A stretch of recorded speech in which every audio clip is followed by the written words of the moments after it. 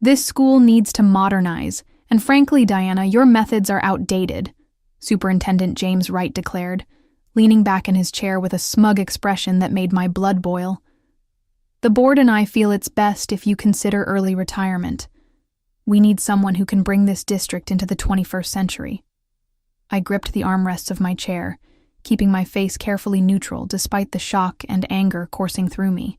After 20 years as principal of Westlake High School in Portland, Oregon, I was being pushed out by a superintendent who'd been in the district for less than 6 months. I see, I said, my voice steady despite the tremor I felt inside. And if I decline this suggestion?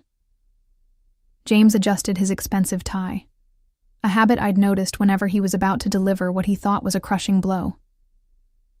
Then we'll need to implement a performance improvement plan. The documentation process has already begun. I'm afraid your evaluation this year shows significant concerns about your ability to embrace technological advancements and modern educational approaches. My name is Diana Morales, and at 55 years old, I had dedicated my entire professional life to education. I started as an English teacher, worked my way up to department head, then vice principal, and finally principal of Westlake High. Under my leadership, our graduation rates climbed from 76% to 94%, and over 80% of our students continued to higher education. I prided myself on knowing every student's name and something about their circumstances. My door was always open to students, teachers, and parents alike. But apparently, all that counted for nothing in the eyes of Superintendent Wright, who seemed determined to make his mark by implementing flashy tech initiatives and restructuring the entire district in his image. I'll need time to consider my options, I replied, rising from the chair. I refused to give him the satisfaction of seeing how deeply his words had wounded me. Of course, he said with a condescending smile. Take the weekend. But I'll need your decision by Monday morning. The board is eager to move forward with our plans for Westlake. As I left his office, I noticed Nancy, his assistant, avoiding my eyes. She had been with the district even longer than I had, and I wondered if she was next on his chopping block. Walking to my car, I felt a strange mix of emotions, anger, disbelief, but also an unexpected feeling of potential freedom. For 2 decades, I had put Westlake first, often at the expense of my personal life.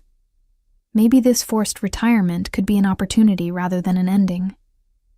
Little did James Wright know, but his dismissive attitude toward my experience and accomplishments would come back to haunt him in ways neither of us could imagine.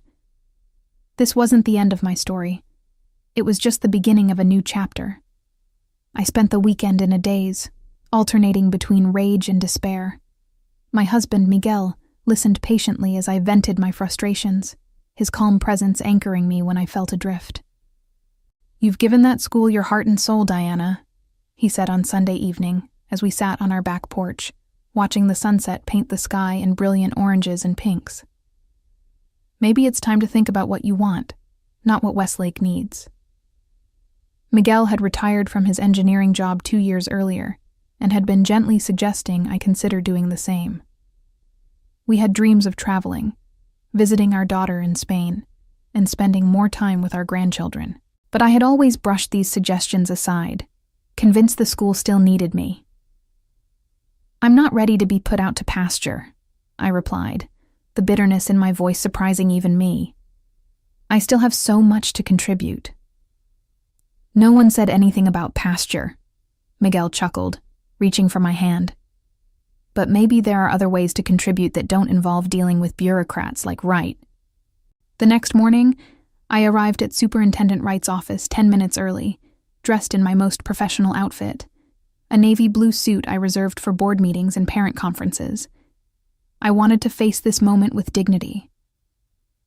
"Have you made your decision?" James asked without preamble, not even offering me a seat. "Yes," I replied, standing tall. "I'll accept the early retirement package."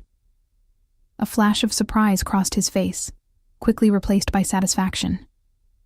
Clearly, he had expected more resistance. "Excellent. Human Resources will contact you with the paperwork. We'll announce your retirement at the end of the month. You can use the time until then to tie up loose ends." "I'd like to tell my staff personally," I said, keeping my voice steady. "Of course," he replied dismissively. "The district appreciates your years of service, Diana." The words sounded hollow, a perfunctory acknowledgement of 2 decades of dedication. But I simply nodded, turned, and walked out, my head held high. The next few weeks passed in a blur of paperwork, tearful goodbyes, and cleaning out my office. The staff organized a retirement party, where teachers shared stories of our years together. Many students, past and present, came to wish me well. Their genuine affection and appreciation meant more to me than any formal recognition from the district ever could. I left Westlake High School without fanfare on a Friday afternoon, carrying a box of mementos and leaving behind a career that had defined me for so long. As I drove away from the campus for the last time as principal, I felt both a crushing sense of loss and a strange, unfamiliar lightness. Whatever came next, I would face it on my own terms. 3 months into my retirement, I was restless. Miguel and I had taken a 2-week trip to Spain to visit our daughter, Elena, and her family. The break had been wonderful, but upon returning home, I found myself adrift. I volunteered at the local library, took up gardening, and even tried painting, a hobby I'd abandoned decades ago. Yet nothing filled the void left by my career. One rainy Tuesday morning in October, I received an unexpected call from Dr. Catherine Jimenez, Commissioner of the State Education Board. I had met her a few times at conferences, but couldn't imagine why she would be contacting me. "Diana, I've been following the situation at Westlake with interest," she said after exchanging pleasantries. "I understand Superintendent Wright encouraged your early retirement." Her diplomatic phrasing made me smile wryly. "That's one way of putting it," I replied. "I thought as much," Catherine sighed. "James has a reputation for, let's call it aggressive modernization, but that's not why I'm calling. I'm heading a new state initiative focused on educational reform, and I need someone with your experience to lead a key component." My heart raced as she outlined the project, a comprehensive review of educational practices across the state, with the goal of developing guidelines that balanced innovative approaches with proven teaching methods. The position would involve visiting schools, consulting with administrators and teachers, and ultimately helping shape educational policy at the state level. "Why me?" I asked, genuinely curious. "Because you have a track record of success that speaks for itself," Catherine replied. "And because I value experience and wisdom over flashy new approaches that haven't been tested by time." The irony wasn't lost on me. The very qualities that James Wright had dismissed as outdated were exactly what Catherine was seeking. I told her I needed time to consider the offer, but in truth, I had already made my decision. After discussing it with Miguel that evening, I called Catherine back the next morning to accept the position. The following Monday, I started my new role as Senior Educational Consultant for the State Education Board. The salary was nearly twice what I had earned as principal, and the work was intellectually stimulating in ways I hadn't anticipated. I was using my experience to influence educational policy on a scale far beyond what I could have achieved at Westlake.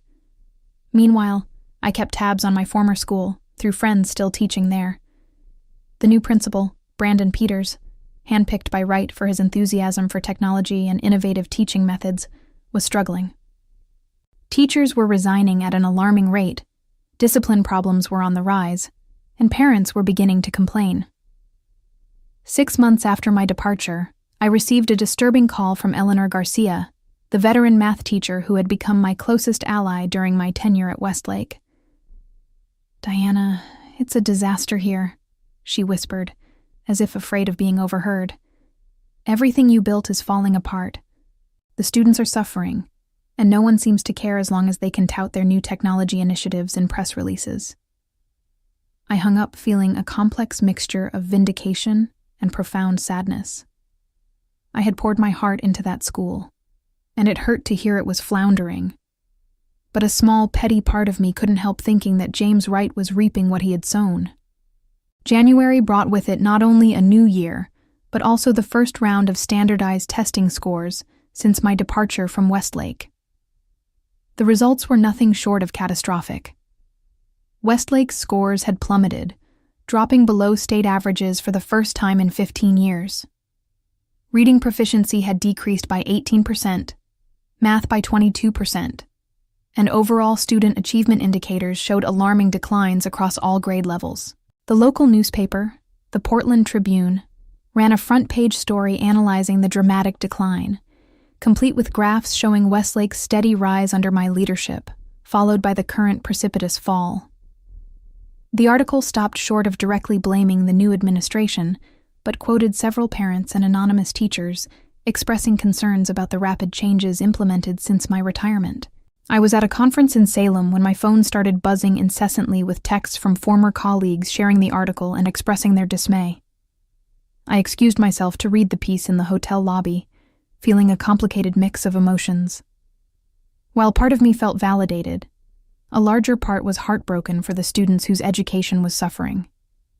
That evening, as I was preparing for dinner with fellow consultants, I received an unexpected call from the superintendent's office.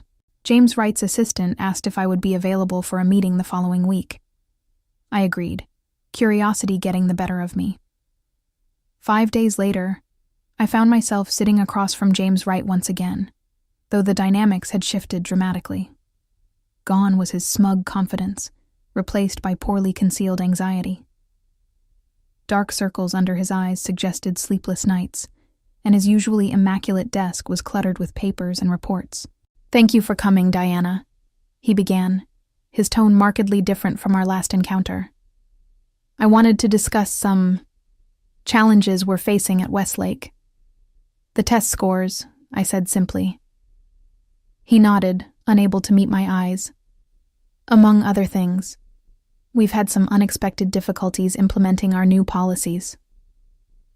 I waited, letting the silence stretch uncomfortably between us. "The board is concerned," he continued finally. "They've asked me to consider bringing in outside consultation to address the situation." I almost laughed. "And you thought of me? How ironic." James cleared his throat. "Your experience with the school would be valuable. We're prepared to offer a consulting contract." "No," I interrupted, surprising both of us with my firmness. "No?" he echoed, confusion evident on his face. "I'm not interested in a consulting contract with the district," I explained. "My position with the state keeps me quite busy, and frankly, I'm not convinced the current administration values the kind of experience I bring to the table." His face flushed at the thinly veiled criticism. "The situation has changed." "Indeed it has," I agreed, standing to signal the end of our conversation. "But my answer remains no. I wish you and Principal Peters the best of luck in addressing the challenges at Westlake." As I turned to leave, James called after me, an edge of desperation in his voice.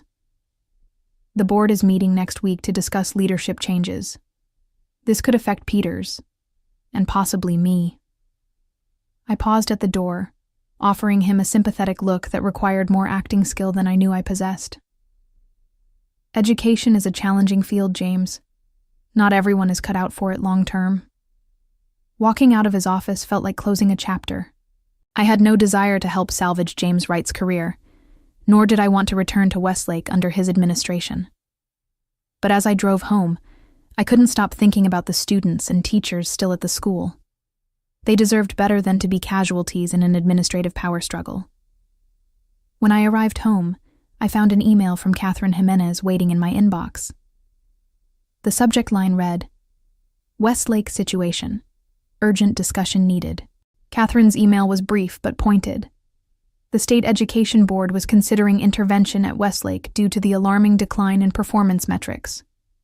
She wanted to meet with me before making any decisions, given my history with the school. I replied immediately, agreeing to a breakfast meeting the following morning. That night, I tossed and turned, my mind racing with thoughts of Westlake. Beside me, Miguel stirred. "Can't sleep?" he asked, his voice thick with drowsiness. "Just thinking about Westlake," I admitted, I don't want to get pulled back into that situation, but I keep thinking about the students. Miguel propped himself up on one elbow. You've always put the students first, Diana. That's what made you an exceptional principal. Whatever you decide, I know it'll come from that place. His words settled something within me, and I finally drifted off to sleep with a clearer sense of purpose. The next morning, over coffee and croissants at a quiet cafe, Catherine laid out the state's concerns about Westlake in stark terms. The board is considering designating Westlake as a school in crisis, which would trigger mandatory state intervention, she explained. Given your intimate knowledge of the school and your current role with us, I wanted your input before we proceed. I considered my words carefully. What would this intervention entail? A complete review of administrative practices, curriculum implementation, and teacher support systems. Depending on our findings, we could mandate leadership changes and implement state-supervised improvement protocols, which would effectively end James Wright's career, I observed. Catherine met my gaze steadily. Possibly, yes, and likely Peter's as well. But our concern is the students, not protecting careers.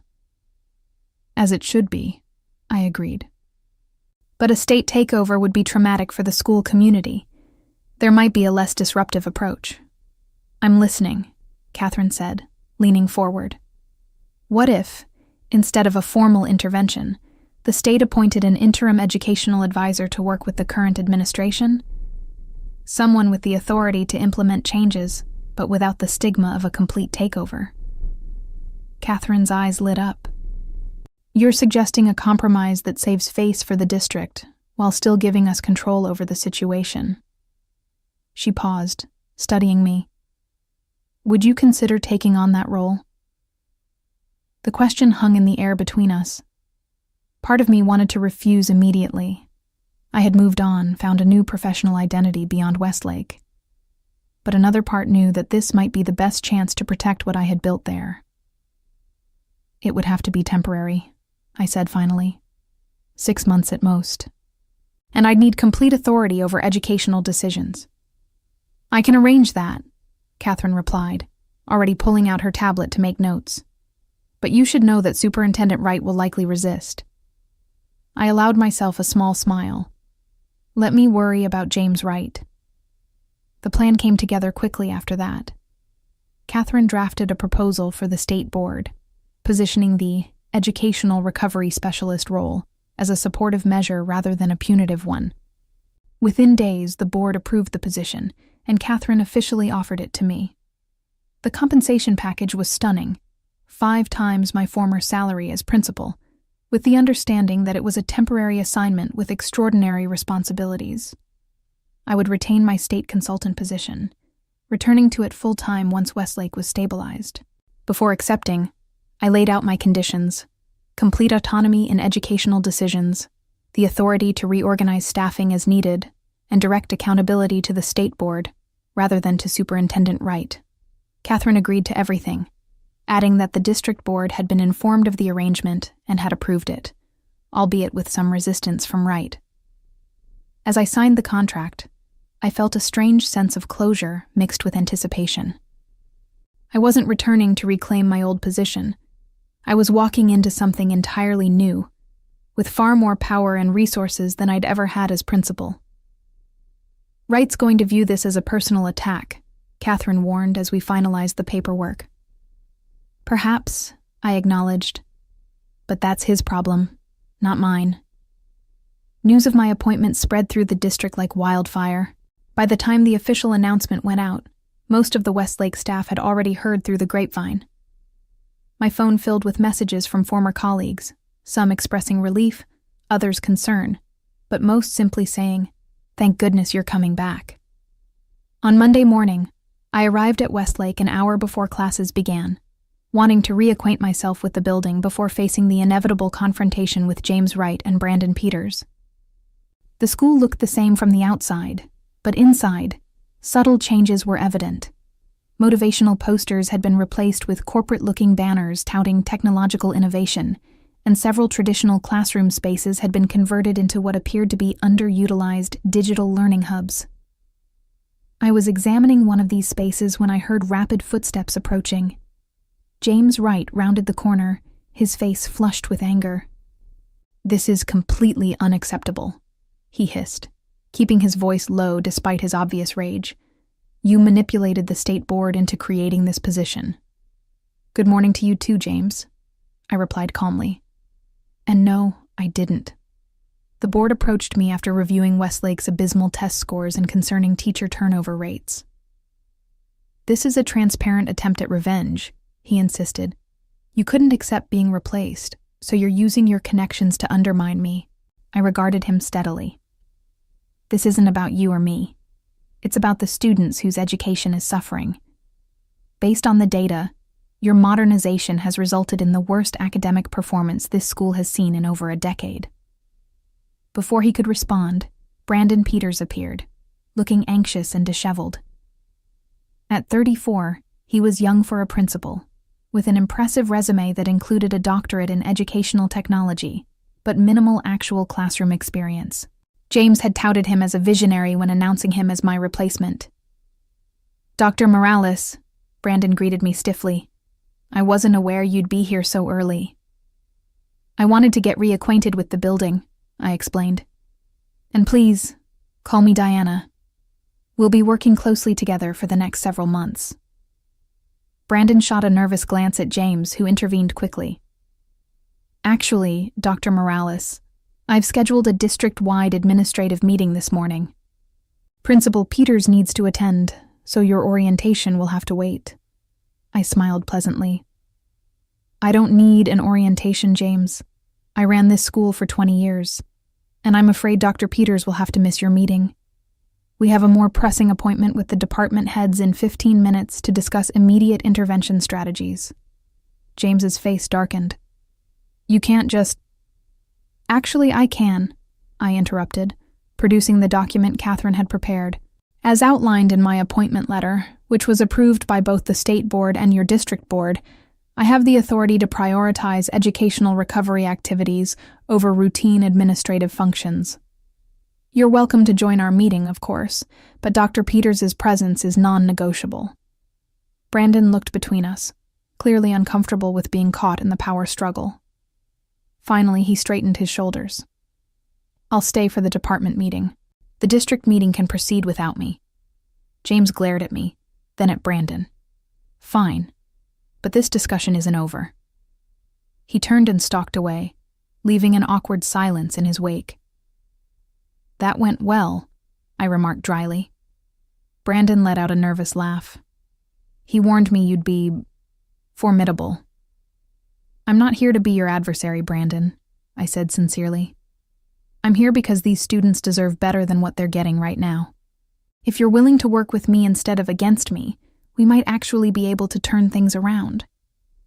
He studied me for a moment, then nodded. "I'd like that. To be honest, this has been the most challenging year of my career." "It's about to get more challenging," I warned him.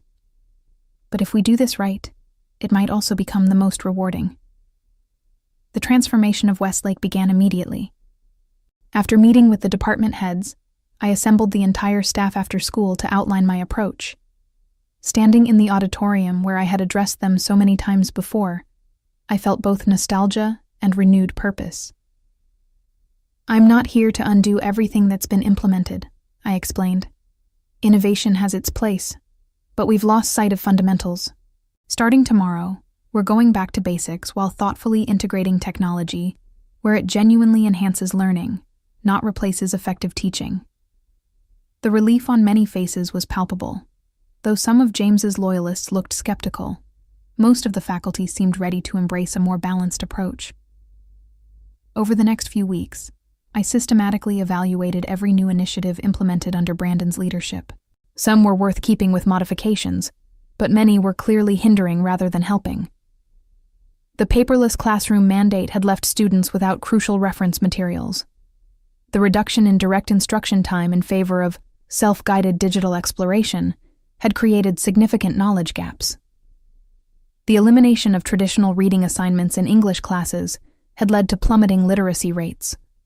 Brandon, to his credit, proved more open to change than I had anticipated. As we reviewed the data together, he acknowledged the flaws in his approach. "I was so focused on innovation that I lost sight of effectiveness," he admitted during one of our daily briefings. James was pushing for visible changes to showcase to the board, and I wanted to impress him. "Innovation without purpose is just disruption," I replied. "But you have good instincts when you're not trying to please others." By the end of the first month, we had reinstated core instructional practices while keeping the best elements of the new programs. Teachers reported feeling supported again, and students were responding positively to the more structured environment. James, meanwhile, was conspicuously absent from Westlake, choosing to communicate through terse emails rather than face me directly. But I knew the confrontation was coming as the end of the quarter approached, and the board would expect a progress report. The quarterly board meeting was held in the district's central office, a modern building that always felt oddly sterile to me. I arrived early, prepared with comprehensive data showing the initial impact of our interventions. Though it had only been 8 weeks, we were already seeing improvements in attendance, classroom engagement, and preliminary assessment scores. James entered the boardroom minutes before the meeting was scheduled to begin, flanked by 2 district administrators I recognized as his closest allies. He nodded curtly in my direction, but took a seat as far from me as possible. As the meeting began, Board President Olivia Thompson called on James to provide his quarterly district update. He spent 20 minutes highlighting achievements from other schools in the district, mentioning Westlake only in passing as undergoing state-mandated review. His omission was glaring, but not unexpected. When my turn came, I presented a detailed analysis of Westlake's situation, the factors that had led to the decline, the specific interventions we had implemented, and the measurable improvements already taking place.